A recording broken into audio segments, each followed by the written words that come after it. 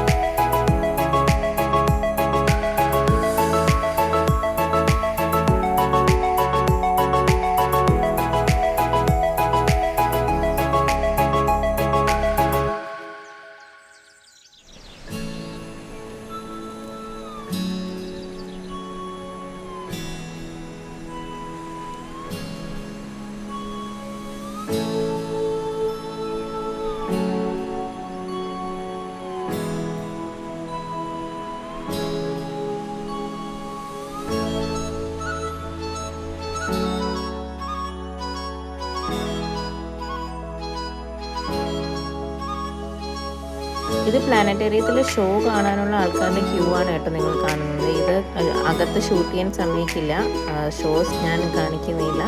പക്ഷേ ഇതായിരുന്നു അതിൻ്റെ സ്പേസിങ്ങും സ്ഥലങ്ങളൊക്കെ ഇരിക്കുന്ന സ്പേസൊക്കെ ഇതായിരുന്നു. അപ്പം ഞങ്ങൾ അവിടെ നിന്ന് ഫോട്ടോ ഒക്കെ എടുത്തിട്ട് ഞങ്ങൾ അവിടെ നിന്ന് ഫസ്റ്റ് ഷോ കണ്ടിറങ്ങി. പിന്നെ സെക്കൻഡ് ഷോയിലേക്ക് പോയി. സെക്കൻഡ് ഷോ ഒരു 70 ഡൈനോസർ ഷോ ആയിരുന്നു. അപ്പോൾ അത് കൊള്ളായിരുന്നു, അടിപൊളിയായിരുന്നു. പിന്നെ അടുത്ത ഷോ ഞാൻ കുറച്ച് ഷൂട്ട് ചെയ്തിട്ടുണ്ട്, അപ്പോൾ അത് ഞാൻ ഇതിൽ ഇൻക്ലൂഡ് ചെയ്യുന്നതായിരിക്കും.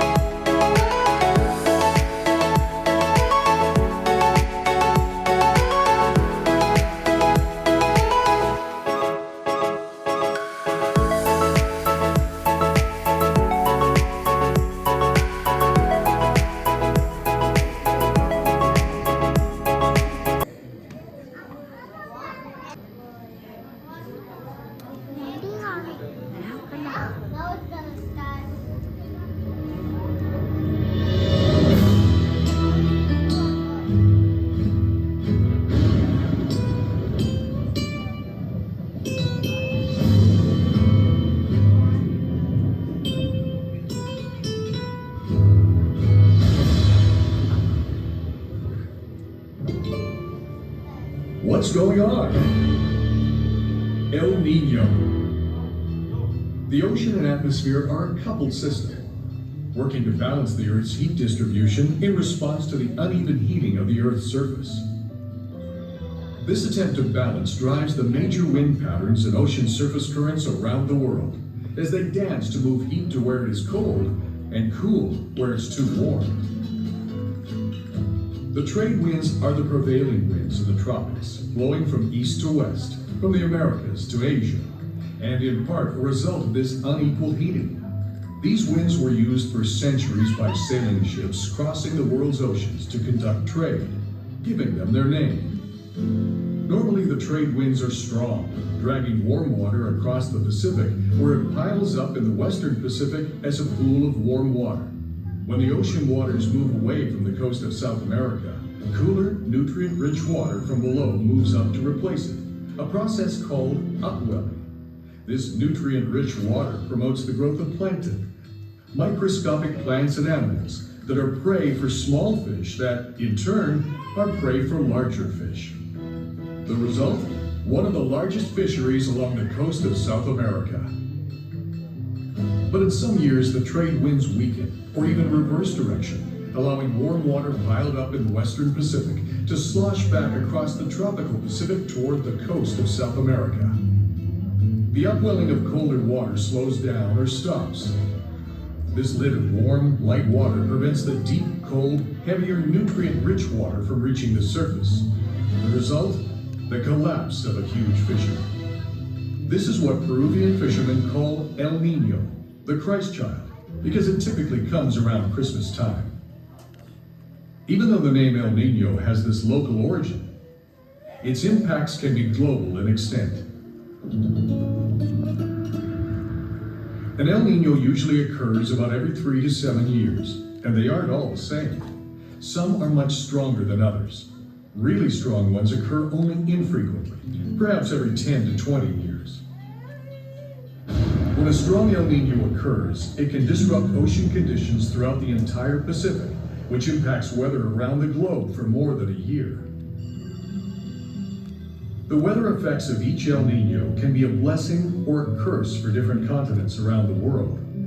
In some places, it may bring beneficial rain. In others, droughts, dangerous heat waves, and heavy rains and floods. Typically, an El Nino lasts less than 1 year. It ends when the trade winds regain their strength, pushing the warm water away from the coast of South America back to the west. But this adjustment may overshoot and swing too far, resulting in unusually cold water off the west coast of South America. This is called La Niña, the little girl. More often, it ends up somewhere in the middle. It's like a dance. Sometimes the music speeds up, sometimes it slows down. In this dance, the atmosphere initially has the lead and the ocean follows. Later, the ocean controls and the atmosphere follows.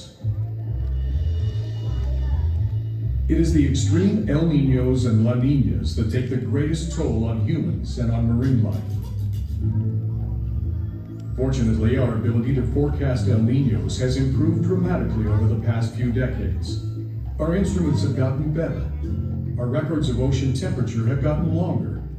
And measurements taken by satellites, used with those taken by ships and ocean buoys, are providing more detailed information over entire ocean basins. Our world is warming. Our climate is changing.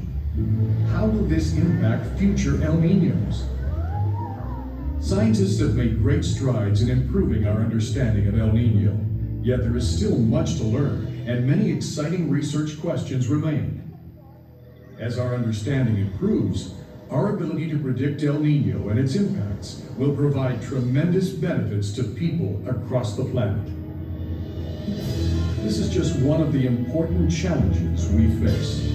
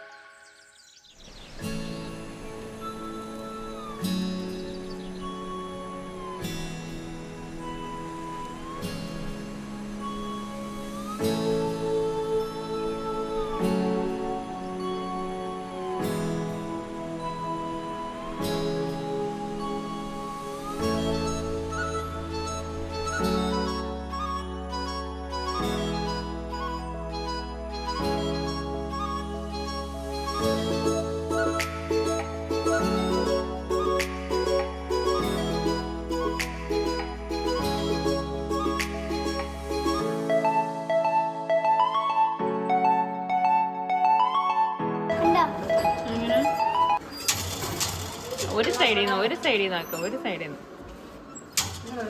കണ്ടാ.